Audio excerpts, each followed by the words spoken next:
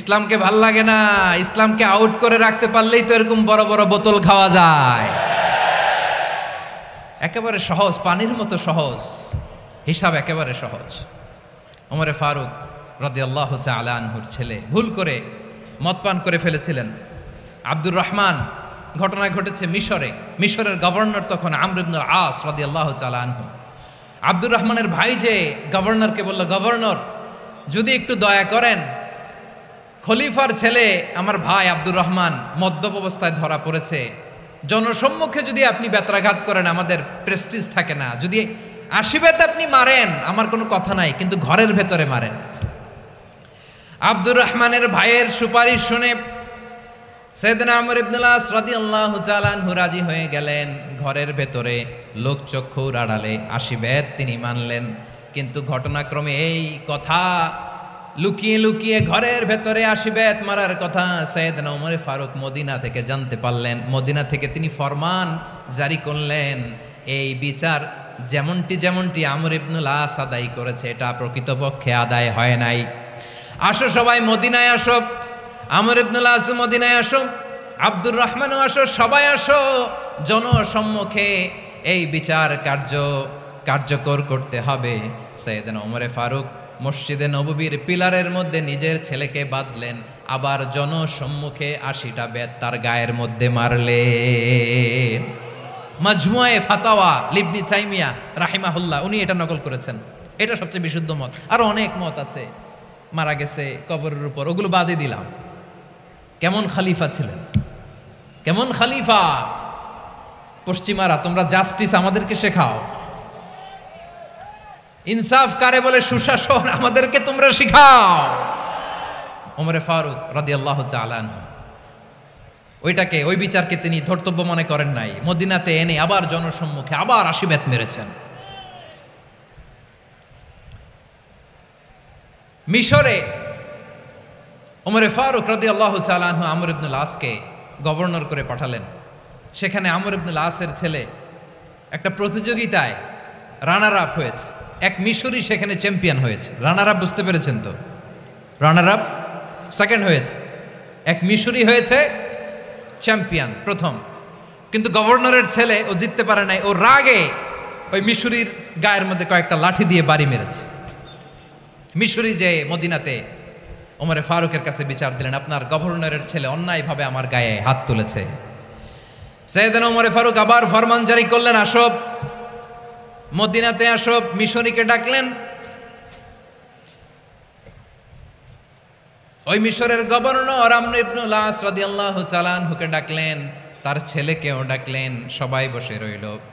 আমর ইবনুল আস রাদিয়াল্লাহু তাআলা আনহু মাথা নিচু করে বসে আছেন, লজ্জায় কাচুমাচু। হায় হায়, আজকে আমার ছেলের কারণে আমিরুল মুমিনিন খলিফাতুল মুসলিমিন ওমরে ফারুকের কাছে আমি জনসম্মুখে লজ্জিত হচ্ছি। সাইয়েদনা ওমরে ফারুক বললেন, এই নাও লাঠি, গভর্নরের ছেলে তোমার মাথার মধ্যে যতগুলো বাড়ি মেরেছে আজকে জনসম্মুখে তুমি অতগুলা বাড়ি মারো। মিশরি বলে, থাক, আপনি যে ডেকে আনছেন সবার সামনে এটা বলছেন, এতেই আমি খুশি। আল্লাহু আকবার! আপনার মহানুভবতা দেখে আমি খুশি, আর অপমানের দরকার নাই। ওমরে ফারুক বলে, না, খবরদার, এই কথা মিশরি তুমি বলো না, মারো, যতগুলা বাড়ি মেরেছে মারো। বাধ্য হয়ে মিশরি আমর ইবনুল আসের সামনে ওনার কলিজার টুকরা সন্তানের মাথার মধ্যে বাড়ি মারতে আরম্ভ করলেন। ঠিক যতগুলা বাড়ি গভর্নরের ছেলে আমর ইবনুল আসের ছেলে মিশরির গায়ে মেরেছিল, মাথায় মেরেছিল, মিশরি গুনে গুনে ততটা মারলেন। এই দৃশ্য দেখে ওমরে ফারুক রেগে মেগে আগুন, রাগের চোটে রাগ সামলাতে না পেরে আর নিজেকে সামলাতে না পেরে মিশরিরে বললেন, ছেলেরে মারা শেষ হয়ে গেলে এবার বাবার টাক মাথার মধ্যে কয়েকটা বাড়ি মার। রাগের চোটে, আউট অফ অ্যাঙ্গার, রাগের চোটে, যে আমার পাঠানো গভর্নর আমর ইবনুল আস তার ছেলেকে কেন আদব তারবিয়া কেন শিক্ষা দিতে পারে না। ছেলেরে মারা হইলে এবার আমর ইবনুল আসের মাথার মধ্যে 2টা মারো। এটা রাগে বলেছেন, এটা শাস্তি হিসেবে না। সুবহানাল্লাহ পড়ে। তোমরা আমাদেরকে সুশাসন শিখাও, আমাদেরকে সুশাসন শিখাও। এমন কঠোর এমন বীর সেনানী ছিলেন, সাইয়েদনা ওমরে ফারুক যদি রাস্তার এই মাথা দিয়ে হাঁটা শুরু করতেন, শয়তান ওমরে ফারুককে দেখলে ওই রাস্তা রেখে দিয়ে অন্য রাস্তা দিয়ে হাঁটতো। সুবহানাল্লাহ।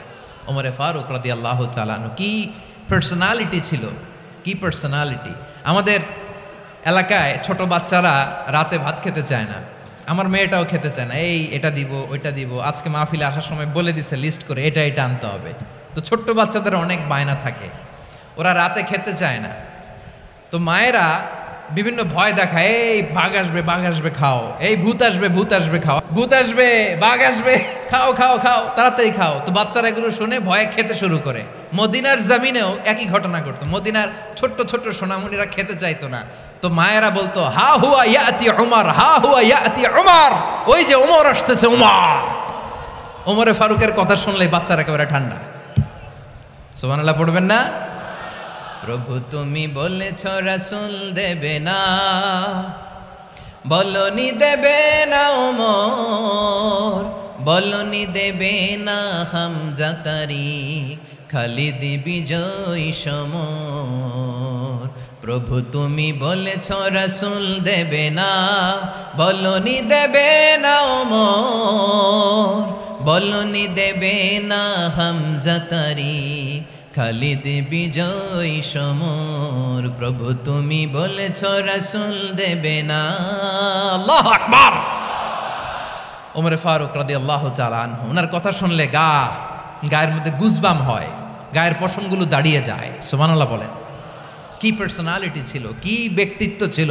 মুনাফিকরা ওমরে ফারুককে জমের মতো ভয় পেতেন। শয়তান, খুদ শয়তান এই রাস্তা দিয়ে আসলে শয়তান অন্য রাস্তা দিয়ে হাঁটতো। ওমরে ফারুক রাদিয়াল্লাহু তাআলা আনহুর জীবনে যদি দেখেন, তাহলে সেখানে আপনি আদালতের, ইনসাফের, সুশাসনের, জাস্টিসের নমুনা দেখতে পাবেন। কয়টা শুনবেন? বিশ্বনবী বলেন আদাল এটা যেন তেন বিষয় না, এটা দিয়েই মানবিক সমাজ গড়তে হবে। আল্লাহ তাআলা কিয়ামতের কঠিন ময়দানে, যেদিন স্বামী স্ত্রীকে চিনবে না, স্ত্রী স্বামীকে দেখে পালিয়ে যাবে, বন্ধু বন্ধুরে চিনবে না, পীর সাহেব মুরিদরে চিনবে না, মুরিদ পীর সাহেবরে চিনবে না, দলের কর্মী তার নেতারে চিনবে না, নেতা তার কর্মীরে চিনবে না, বন্ধু বন্ধুরে দেখে পালাবে। এই কঠিন মুহূর্তে সূর্যটা মাথার কাছে চলে আসবে, জমিনটা তামার জমিন হবে, আজকের জমিনের মতো নয়। মানুষ ঘর্মাক্ত, ক্লান্ত, শ্রান্ত মাথার মগজগুলো কানের ছিদ্র আর নাকের ছিদ্র দিয়ে বেয়ে বেয়ে পড়বে। বিশ্বনবী ফরমান কিয়ামতের ওই কঠিন ময়দানে 7 শ্রেণীর ব্যক্তিকে রব্বুল আলামিন তার আরশের নিচে ছায়া দিবেন। তার মধ্যে প্রথম শ্রেণীর ব্যক্তি হলো ইমামুন আদিল। ইমামুন আদিল, ন্যায়পরায়ণ শাসক, যে ইনসাফের সাথে বিচার করে, যে জাস্টিস সমাজে সার্ভ করে, যে সুশাসন নিশ্চিত করে, ওই ইমামুন আদিল। আদিল শব্দটা বুঝছেন না? ইন্নাল্লাহা ইয়া'মুরু বিল আদল, পাইছেন? আদিল। 7 শ্রেণীর ব্যক্তিকে আল্লাহ তাআলা সুশীতল আরশের নিচে ছায়া দিবেন, যেদিন তার দেয়া ছায়া ছাড়া কোনো ছায়া থাকবে না। এর প্রথম হচ্ছে ইমামুন আদিল, ন্যায়পরায়ণ শাসক। চিল্লায় বলেন সুবহানাল্লাহ।